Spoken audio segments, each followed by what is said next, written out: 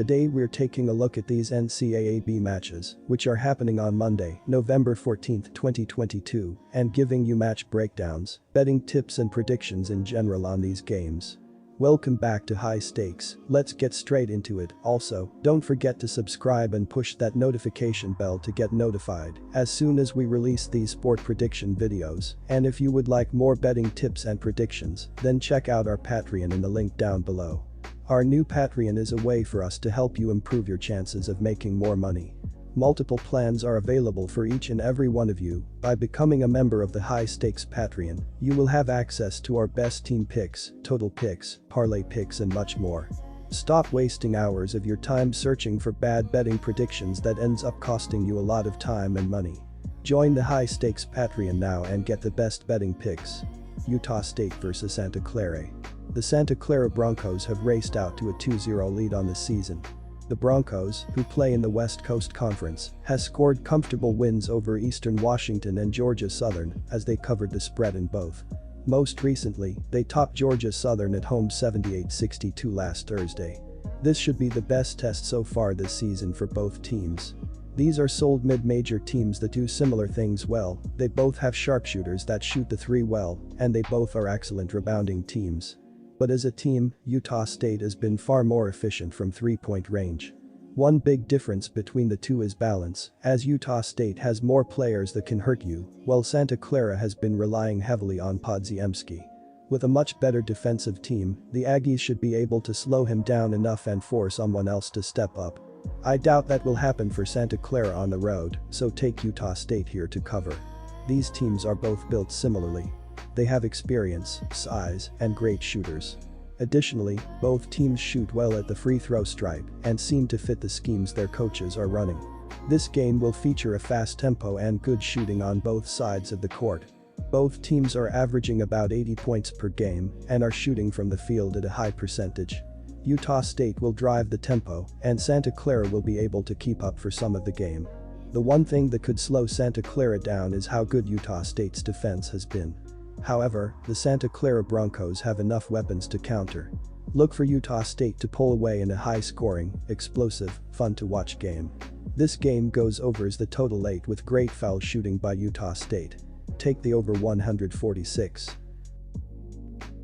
Penn State vs Butler. The Bulldogs got their season off to a good start with an easy win over the Privateers in their first game. They will try to keep the momentum going with a win over the Nittany Lions, which will give them their second win in a row and first road win of the season. Butler scored 89 points in its first game. They made 56.3% of their field goals and 16.7% of their three-pointers. Manny Bates led the Bulldogs with 25 points and 11 rebounds. Chuck Harris finished with 17 points and 3 assists, while Eric Hunter Jr. added 14 points and 2 assists. Butler played well defensively in its first game, giving up 53 points in the win. They will need a similar effort if they want to win this game. The Nittany Lions are playing well so far and come into this game on a 2-game winning streak. They will try to keep the momentum going with a win over the Bulldogs, which will give them their third win in a row. Penn State is averaging 91.5 points per game through 2 games. They scored 90 points in their first game, making 57.9% of their field goals and 53.3% of their three-pointers. Cameron Winter led the Nittany Lions with 18 points, 4 rebounds, and 3 assists. Kevin Jai finished with 12 points and 6 rebounds, while Miles Dredd added 12 points and 2 assists. Penn State has played well defensively, giving up 66.5 points per game. They gave up 65 points in their last game and will need to keep it up if they want to get the win. The Nittany Lions won their first 2 games and they played very well offensively in those games, scoring more than 90 points per game. They shot the ball well, making over 55% of their shot and 50% of their three-pointers. They also rebound the ball well and haven't turned it over a lot, so don't expect them to give the Bulldogs a lot of easy scoring opportunities. Even though the Bulldogs played well defensively in their first game, they were facing an overmatched team and will have a hard time slowing down the hot-shooting Nittany Lions. The Bulldogs also played well offensively in their first game, but they didn't shoot the ball well, especially from three-point range where they made less than 20% of their shots. They also struggled from the free throw line, making less than 70% of their free throws. They rebounded the ball well and will get extra scoring opportunities that will help them keep the score close. They were very careless with the ball, and they're facing a defense that has done a good job forcing turnovers, which will lead to easy scoring opportunities for them. With the Nittany Lions holding their first two opponents under 70 points per game, the Bulldogs will have a hard time keeping up, so go with Penn State to cover the spread. I don't have any doubt both teams score 70 or more points in this one. If I was predicting the score, I'd go roughly 83-72 Penn State for both the cover and over. The Nittany Lions are averaging 91.5 points through their first two contests, and Butler dropped 89 points in its season opener. You're looking at two teams more than capable at scoring the basketball.